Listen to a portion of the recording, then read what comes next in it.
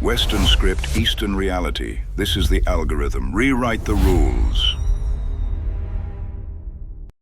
The winter of 2026 brought a wind to Tehran sharper than any in living memory. Khamenei, the 86-year-old supreme leader, sat in his high-backed armchair upholstered in Persian tapestry.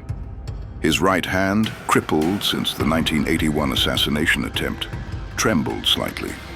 Not from age, but from a cold, simmering rage. On the electronic screen, news flashed. The Trump administration had just signed the 2026 Global Energy Asset Freeze Act.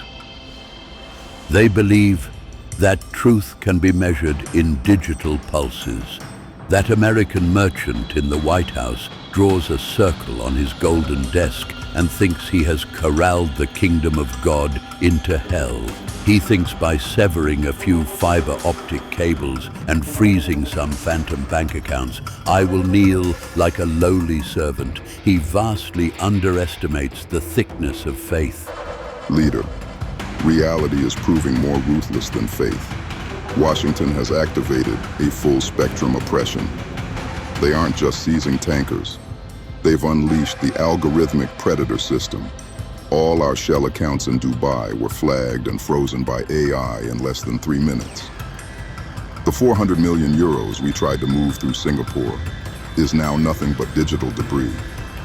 Worse, Starlink terminals are flowing across the Afghan border like a flood. We killed the internet, but the Americans opened an eye in the heavens. Khamenei slowly turned his head, staring at the flickering red dots on the screen. Each dot represented a flashpoint of unrest spiraling out of control. Because the economy had completely halted, the rial had become worth less than waste paper.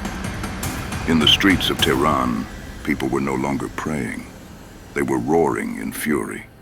Starlink, those satanic eyes hanging in the sky. I gave these youths land and souls, yet they crave Western illusions. Since they want to watch so badly, I will show them clearly. When order collapses, what color is the blood? Go tell the guards, no more tear gas. That is for the weak.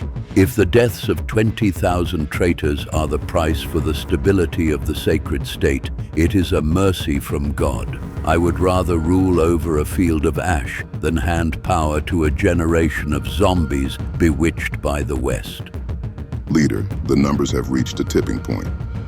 Within 14 days, the confirmed death toll has exceeded 22,000 nationwide.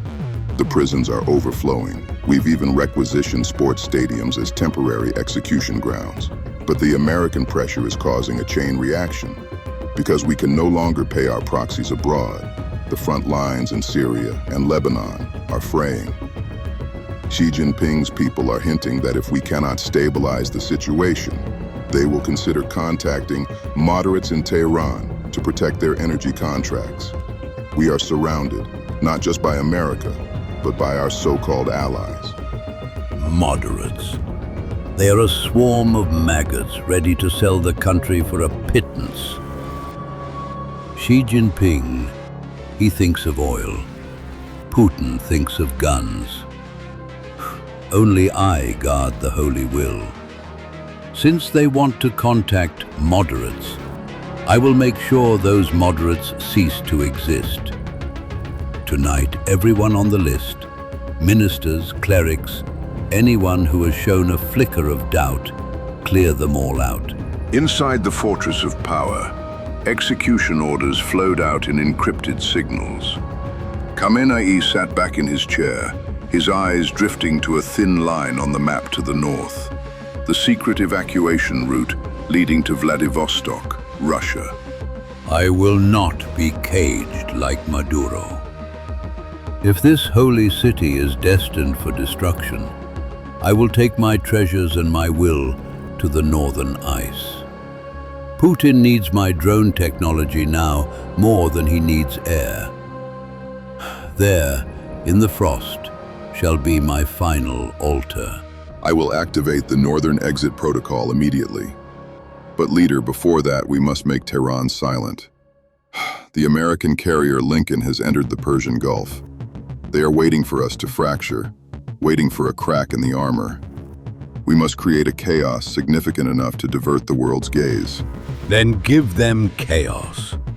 Let the rioters know that when God's mercy is exhausted, only pure terror remains. The slaughter began at midnight. On the list personally circled by Khamenei were old friends who had studied with him in the seminaries for 50 years, and ministers who held the nation's economic lifelines. To him, these men were no longer colleagues. They were infection vectors, bought by Washington's dollars. Only death could completely sever the tentacles the CIA had extended into Tehran. Look, strategist, when they were alive, the eyes of every one of them flickered with the calculations of betrayal. But when a bullet passes through the skull, their souls become pure. Allah does not need cowardly negotiators. He needs steadfast martyrs. These men thought they could trade my head for the lifting of American tariffs? They were too naive. Leader, out of the 142 people on the list, 110 have been processed. The remaining have fled into the foreign embassy district. We should avoid a direct assault for now. But there is a more pressing matter. Moscow has replied. Putin is willing to take your encrypted call, but the terms he has set are colder than the winter in Tehran. The screen switches, displaying a highly encrypted connection path. Seconds later, Putin's voice, low, metallic, and heavily processed through digital encryption, fills the room. This is a final negotiation between two cornered autocrats. My dear friend, Vladimir. The streets of Tehran are a bit noisy, but this is merely a baptism before the storm. I know your Arctic routes are under American blockade, and your army needs more Shahed 136 drones and those satellite components that bypass sanctions. I still hold the final chips, but I need a guarantee. Ari, my friend, the ice in Vladivostok is thick enough to bury many secrets. I can reserve a place for you, perhaps even in a state with its own defense system. But you must understand, the price is different now. I want all the underlying data you possess on Starlink decryption, and the keys to that gold you've stashed in Swiss banks. The American noose is around my neck too. I don't accept scrap paper here. I only take hard currency. You want my lifeblood. Putin, if I'm not standing here to block the Middle East, the American Fifth Fleet's next stop is your Black Sea. You are looting a burning house. This is not looting. It is salvation.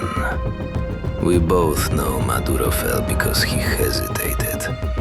Since 20,000 of your subjects are already dead in the streets, you have no road back. Either bring your treasures to Russia, or stay in Tehran and wait for an American Hellfire missile to pierce your ceiling. I give you 3 hours to consider. The connection cuts. The room falls into a dead silence. The strategist looks at Khamenei's back, knowing the old man's mind is on the brink of collapse. He takes a step forward, his tone with loyalty. Leader, there is no more room for hesitation. Putin is greedy, but he truly needs us for now. I have arranged 3 unmanned transport planes painted in civilian livery. They will take off when the chaos reaches its peak. But regarding the gold keys, shall I realign them through another secure channel to ensure the Russians don't renege once they have the money? Strategist, you have become very proactive lately.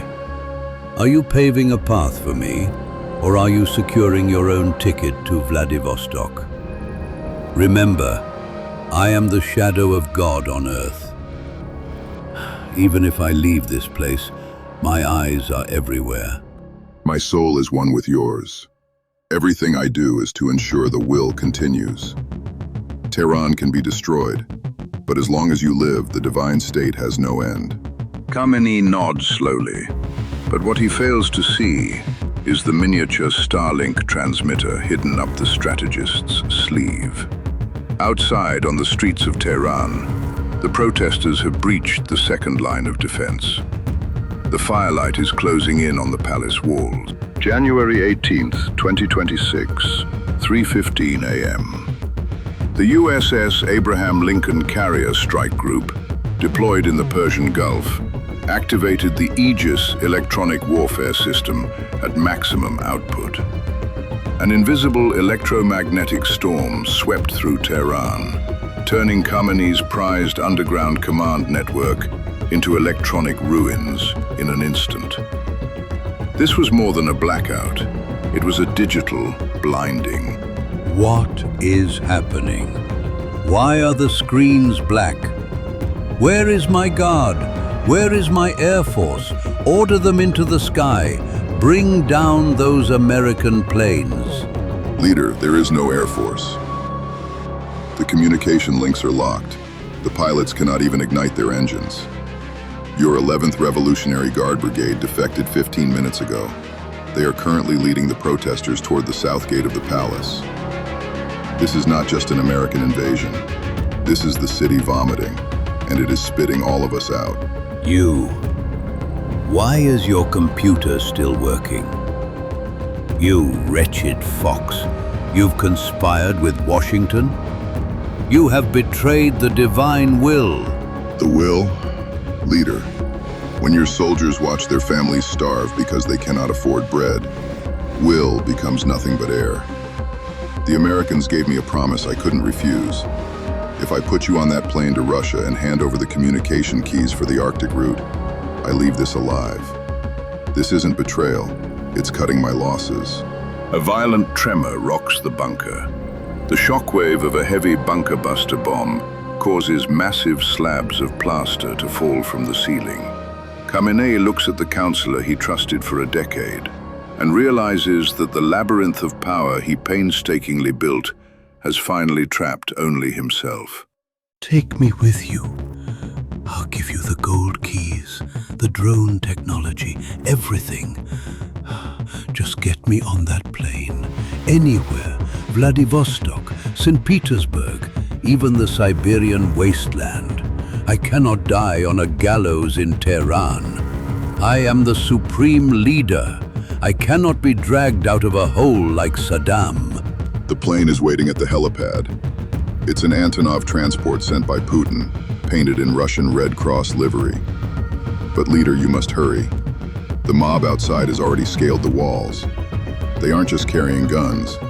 They are carrying 40 years of debts you failed to pay.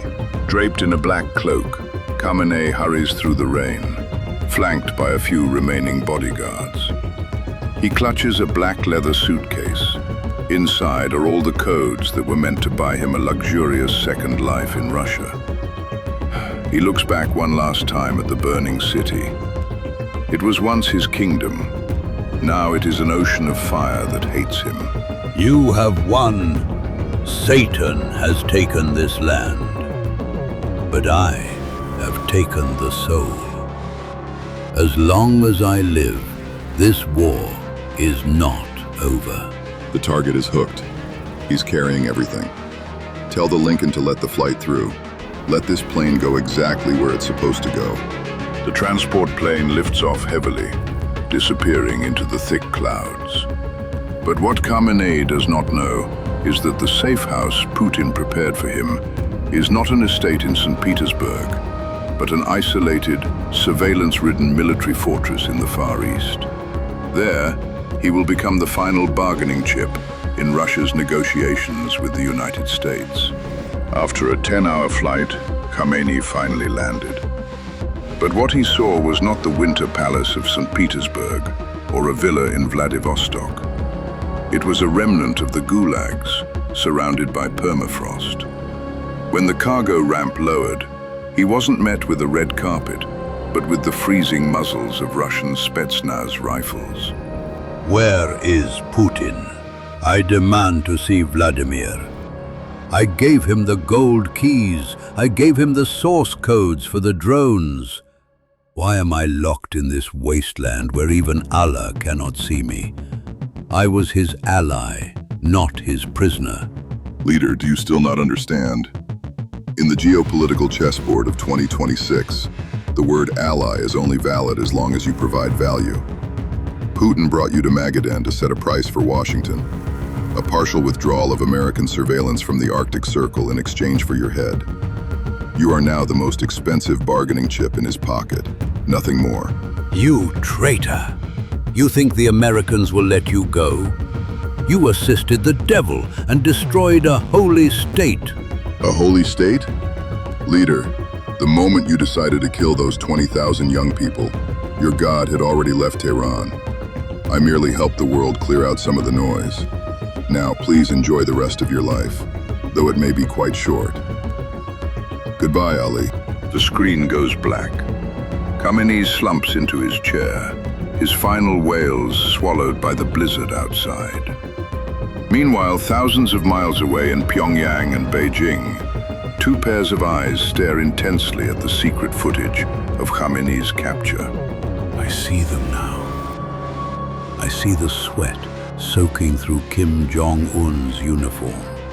I see Xi Jinping's fingers tapping anxiously on his desk.